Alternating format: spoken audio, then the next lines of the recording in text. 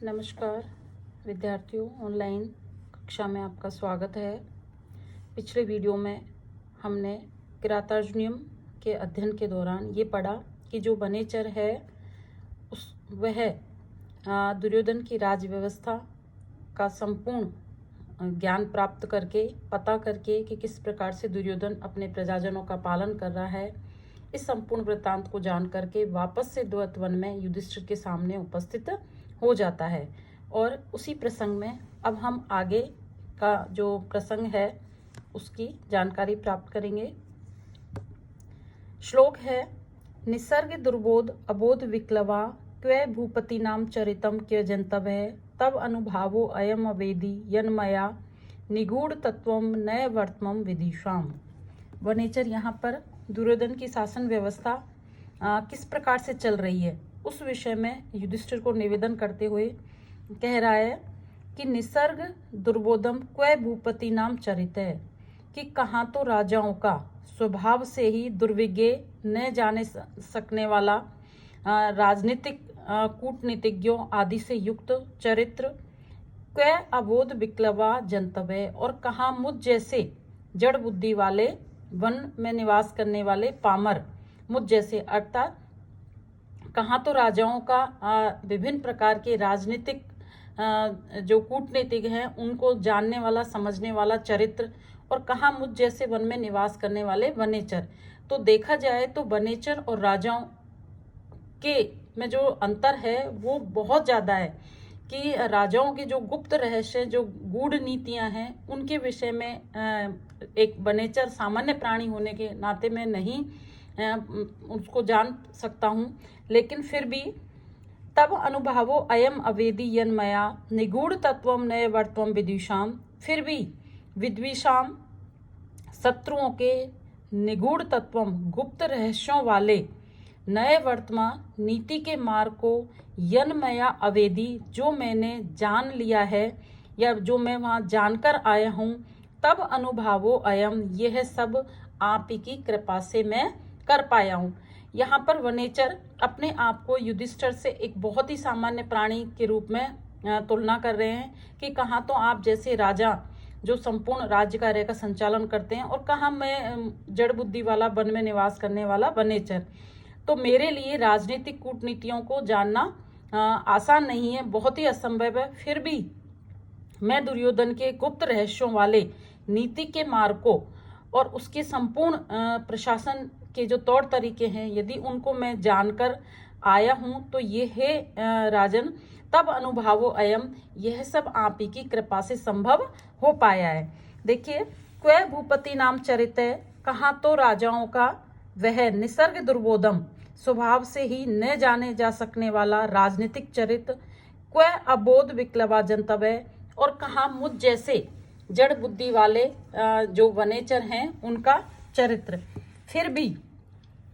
विद्विषाम शत्रुओं के निगूढ़ तत्वम गुप्त रहस्यों वाले नए वर्तवम नीति के मार्ग को यन्मयावेदी जो मैंने जान लिया है, तब अनुभावो अयम हे राजन ये आप ही की कृपा से ऐसा संभव हो पाया है। आगे है श्लोक,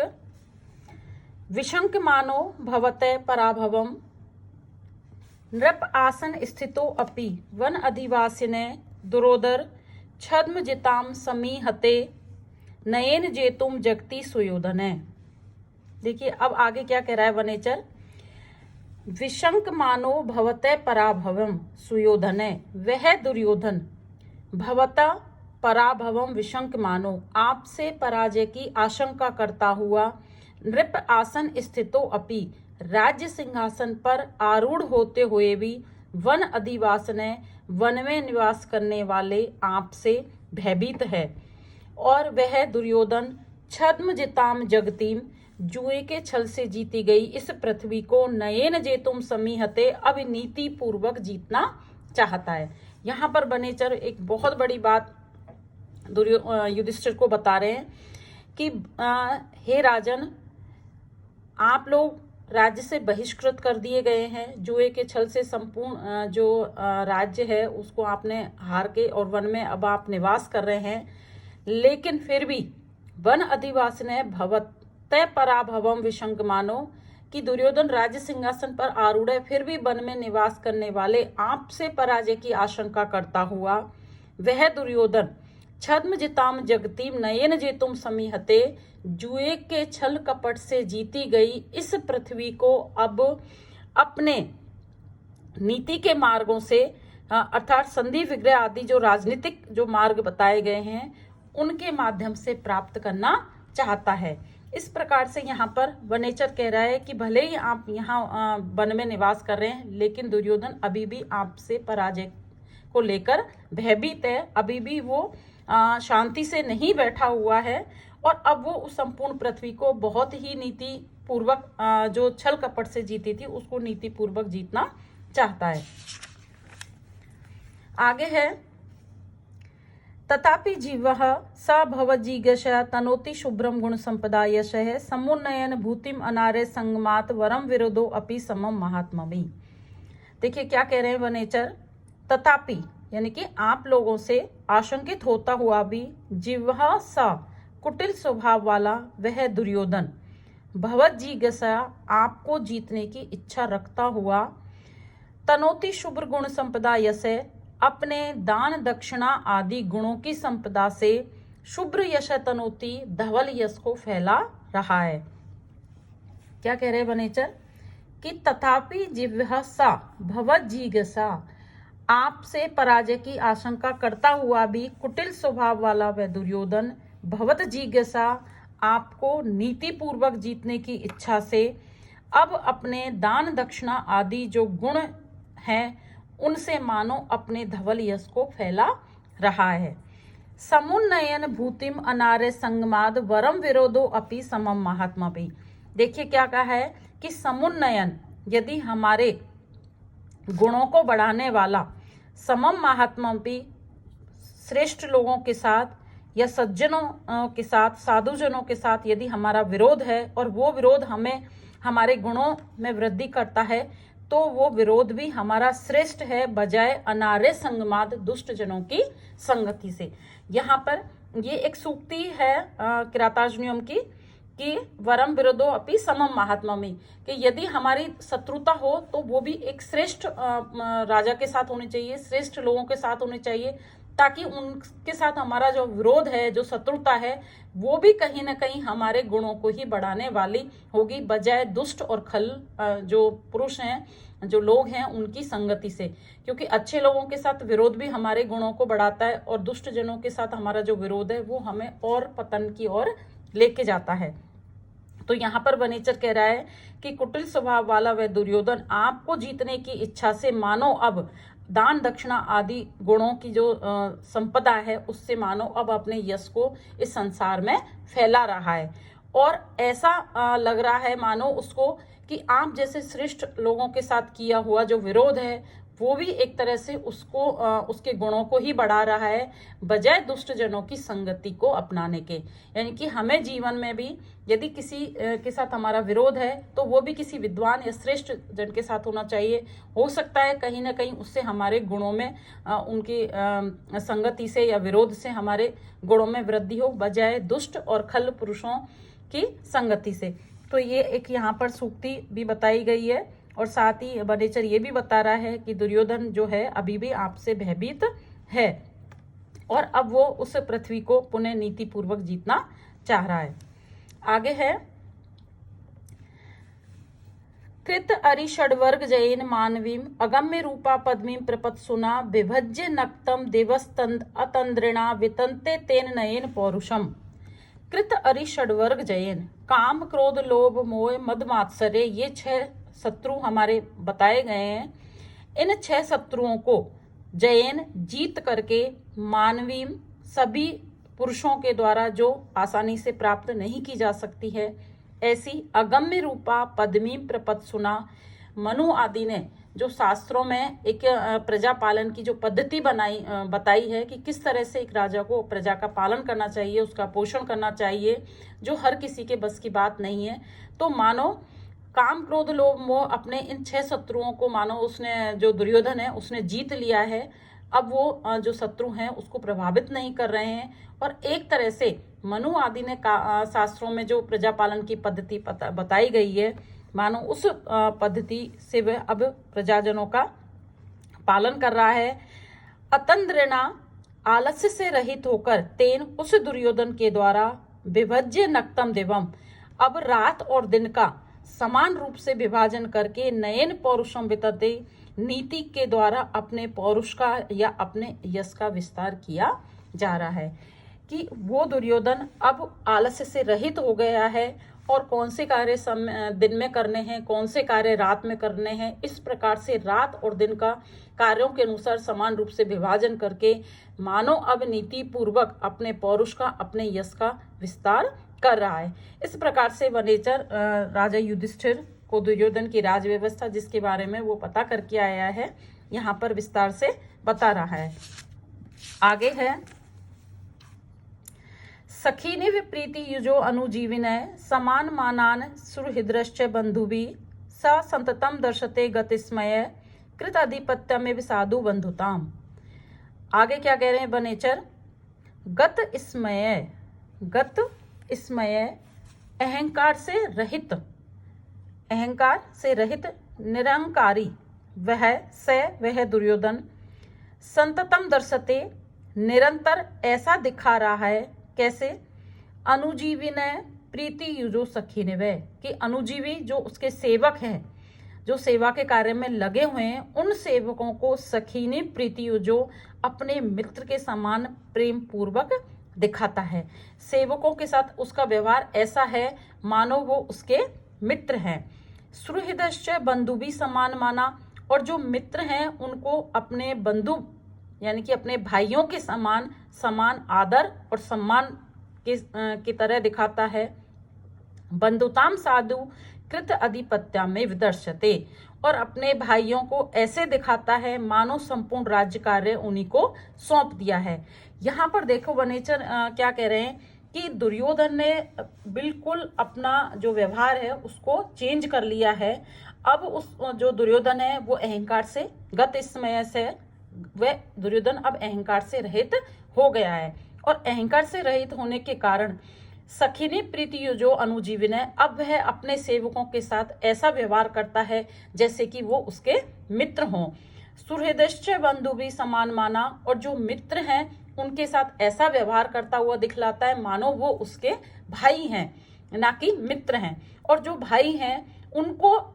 इस तरह से उनका व्यवहार दिखाता है मानो संपूर्ण राज्य कार्य उन भाइयों के द्वारा ही चलाया जा रहा है। जैसे दुर्योधन उस राज्य का राजा नहीं बल्कि उसके भाई ही उसके राजा हैं, संपूर्ण राज्य जैसे उन्हीं को सौंप दिया है। इस प्रकार से दुर्योधन सभी को आदर सम्मान पूर्वक वहां पर अपने आप को दिखा रहा है। और इस तरह से जो दुर्योधन है उसने अपना जो व्यवहार है उसको बिल्कुल भी बदल लिया है। वो अब अहंकारी नहीं रहा है, अहंकार से रहित हो गया है। इस प्रकार वनेचर दुर्योधन की जो राज व्यवस्था उसका जो व्यवहार है उसका युधिष्ठिर को निवेदन कर रहा है। आगे क्या कहते हैं वनेचर देखिए, श्लोक है, असक्तम आराध्यतो यथा यथम विभज्य भक्त्या संपक्षपातया गुण अनुरागादेव सख्ये मीयवान् बाधते अश्य त्रिगुणे परस्परम। असक्तम आराध्यतो यथा यथम विभज्य, कि यथा योग्य विभाजन करके, समपक्षपातया भक्त्या समान भाव अनुकूल अनुराग से, असक्तम अनासक्ति पूर्वक आराध्यतो उनका सेवन करते हुए, किनका कि जो धर्म अर्थ काम है उनका यथा योग्य विभाजन करके, समपक्षपातया भक्त्या किसी एक के प्रति विशेष अनुराग को न रखे, असक्तम अनासक्ति पूर्वक आराध्यतो उनका सेवन करता है। कि जो दुर्योधन है उसके द्वारा धर्म अर्थ और काम इन तीनों का एक यथायोग विभाजन कर दिया है कि कौन से टाइम में तो धार्मिक कार्य संपन्न किए जाने, कौन से समय में अर्थ आदि का दान किया जाना है, और किस समय जो काम आदि है उनका समय निर्धारित किया है। तो इस प्रकार किसी भी एक चीज में अपनी बहुत अधिक आसक्ति ना रखते हुए समान रूप से उनका विभाजन करने से गुण अनुरागाद एवं सख्य मीयवान, उस दुर्योधन के इन गुणों के कारण मानो मित्रता को प्राप्त हुए के समान त्रिगुण है, तीनों गुण कौन से? धर्म, अर्थ और काम। ना बाधते अस्य परस्परम, वो एक दूसरे को अब बाधित नहीं करते हैं। धार्मिक कार्यों में काम आड़े नहीं आता है, ना अर्थ कहीं अड़चन डालता है, और अर्थ के कार्यों में धर्म आड़े नहीं आता है। काम के जो कार्य होते हैं आदि, उनमें धर्म और जो अर्थ है वो कहीं भी एक दूसरे को विरोध नहीं करते, एक दूसरे को क्लेश नहीं करते। तो इस प्रकार यहाँ पर वनेचर बता रहा है कि जो दुर्योधन है अब उसने धर्म, अर्थ, काम जो है उनका तीनों गुणों को बराबर बराबर रूप में अपने समय के अनुसार उनका विभाजन कर दिया है। और उसके इन्हीं गुणों के प्रेम के कारण मानो ये ऐसा लगता है जैसे तीनों गुण एक दूसरे के मित्र बन गए हैं और एक दूसरे के कार्यों में कहीं भी एक विरोध नहीं करते हैं, कहीं भी अड़चन नहीं करते हैं। इस प्रकार से जो वनेचर है वो दुर्योधन की राज व्यवस्था का यहाँ पर वर्णन कर रहा है। आगे है, निरत्यम साम न दान वर्जितम न भूरि दानम विरह्य सत्क्रियाम प्रवर्तते तस्य विशेष सालिनी गुण अनुरोधेन विना न सत्क्रिया। क्या कह रहे वनेचर आगे? तस्य, उस दुर्योधन के, निरत्यम साम न दान वर्जितम, निरत्यम निर्बाध या निष्कपट, साम जो सांत्वना वचन है, यदि कोई सेवक अच्छा कार्य करता है तो जो दुर्योधन के जो सांत्वना वचन है, न दान वर्जित, वो पुरस्कार आदि दानों से रहित नहीं होता है। न भूरि दानम विरय सत्क्रियाम, और अत्यधिक किया हुआ जो दान है, न विरय सत्क्रिया, वो बिना आदर भाव के नहीं होता है। यानी कि दान यदि किसी को करता है तो उसका पूरा सम्मान भी दुर्योधन करता है। विशेष सालनी सत्क्रियाम, और विशिष्ट रूप में किसी का जो आदर भाव है, ना गुणों अनुरोधेन बिना प्रवर्तते, वह उसकी गुणों के बिना नहीं होता है। यानी कि गुणों की योग्यता के आधार पर ही यदि किसी व्यक्ति को विशेष रूप में सम्मानित किया जाना है तो वो भी दुर्योधन अपना करता है, आदर भाव प्रकट करता है। यहाँ पर वनेचर दुर्योधन का जो चित्रण कर रहा है वो एकदम डिफरेंट है, क्योंकि पहले जो दुर्योधन था उसने छल कपट आदि के द्वारा जो पांडव हैं उनसे राज्य को छीना था। लेकिन राज्य छीनने के बाद अब जो दुर्योधन है वो उसका जो स्वभाव है, जो उसका चरित्र है वो बिल्कुल बदल गया है। उसी के विषय में यहाँ पर जो वनेचर है वो कह रहा है कि तस्य निरत्यम सामान्य दान वर्जितम, कि उस दुर्योधन के अच्छे कार्यों के लिए जब अपने सेवकों को वो सांत्वना वचन देता है या उनको पुरस्कृत करता है तो ना दान वर्जितम, वो दान आदि के बिना नहीं होते, पुरस्कार रूप में उनको कुछ न कुछ वो धनराशि देता है। न भूरि दानम विरय सत्क्रियाम, और विशिष्ट रूप में यदि वो बहुत अधिक मात्रा में दान देता है तो ऐसा नहीं कि वो दान देकर और उसको बहुत उसका बड़ा चढ़ा के वर्णन करता है। जिस किसी को भी दान देता है उसको पूरा उसका सम्मान और आदर के साथ में उसको वो राशि या पुरस्कार उसको प्रदान करता है। विशेष शालनी सत्क्रिया, और विशिष्ट रूप में यदि किसी पर कोई आदर भाव वो प्रकट करता है तो वो भी उसकी योग्यता और गुणों के बिना नहीं होता है। किसी व्यक्ति की जो योग्यता और गुण होगी तो उसको भी वह पूर्ण आदर और सम्मान के साथ अपने राज्य में स्थान देता है, उसका उतना आदर और सम्मान करता है। इस प्रकार यहाँ पर वनेचर दुर्योधन के जो सेवकों के प्रति उसका जो व्यवहार है, जो चरित्र है, उसके विषय में बतला रहे हैं। आगे सूत्र है, श्लोक है, वसुनि वांछने वसीन मन्युना स्वधर्म इत्येव निवृत्त कारणेन है गुरुपदिष्टेन रिपोसुते अपि वा निहति दंडेन से धर्म विप्लव। वशी जितेंद्रिय, यानी कि जिसने अपने काम, क्रोध, लोभ आदि जो इंद्रियां हैं उनको वश में कर लिया है, ऐसे वशी जितेंद्रिय उस वह दुर्योधन वसुनि वांछने, धनों की इच्छा करता हुआ, मन्युना ने क्रोध के कारण किसी को दंड नहीं देता है, अपितु स्वधर्म इत्येव निवृत्त कारण है, काम, क्रोध आदि इन जो अवगुण हैं इनसे रहित होकर स्वधर्म इत्येव, कि ये मेरा राजधर्म है, इस प्रकार से व्यवहार करते हुए गुरुपदिष्टेन, मनु आदि गुरुओं के द्वारा शास्त्रों में जो बताया गया है उस विधि से धर्म विप्लवे, धर्म या मर्यादा का, धर्म का उल्लंघन करने पर रिपो सुते अपि, शत्रु और पुत्र में भी निहति दंडेन से समान रूप से धर्म का उल्लंघन करने वालों को दंडित करता है। देखिए यहाँ पर एक बहुत बड़ी बात और वनेचर बता रहा है कि दुर्योधन ने जो क्रोध, उसको हर बात बात पर क्रोध आ जाता था, उस क्रोध को उसने वश में कर लिया है। तो ऐसा दुर्योधन अब अपने राजकोष में और अधिक धनों को एकत्रित करना चाहता है। तो वशी, जितेंद्रिय, वसुनी वांछन धनों की इच्छा करता हुआ वह दुर्योधन यदि कोई राज्य में धर्म का उल्लंघन करता है तो ऐसा नहीं है कि क्रोधवश उन व्यक्ति विशेष को दंड करता है, अपितु काम, क्रोध आदि इनसे रहित होकर जो शास्त्रों में जिस जिस चीज का उल्लंघन करने के लिए दंड निर्धारित किए गए हैं, उस शास्त्र विधि के अनुसार जो भी धर्म मर्यादा का उल्लंघन करता है, चाहे वो शत्रु है या उसका पुत्र है, समान रूप से उनको दंड देकर उस उल्लंघन को दूर करता है। यहाँ पर ये बताया है कि अब जो दुर्योधन है वो अपने, ऐसा नहीं है कि वो किसी प्रकार से पक्षपात कर रहा है कि एक ही चीज के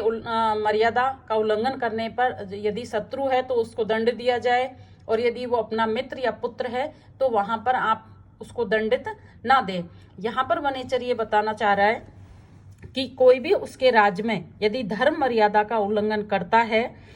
तो वहां पर शत्रु हो या पुत्र हो, दुर्योधन क्रोध के कारण दंड नहीं देता, अपितु शास्त्रों में जो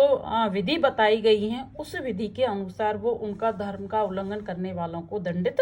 करता है। इस प्रकार वनेचर यहाँ पर युधिष्ठिर के सामने दुर्योधन की राज व्यवस्था का वर्णन कर रहा है। आगे के वीडियो में हम इसके आगे का जो प्रसंग है उसके विषय में जानकारी प्राप्त करेंगे। धन्यवाद।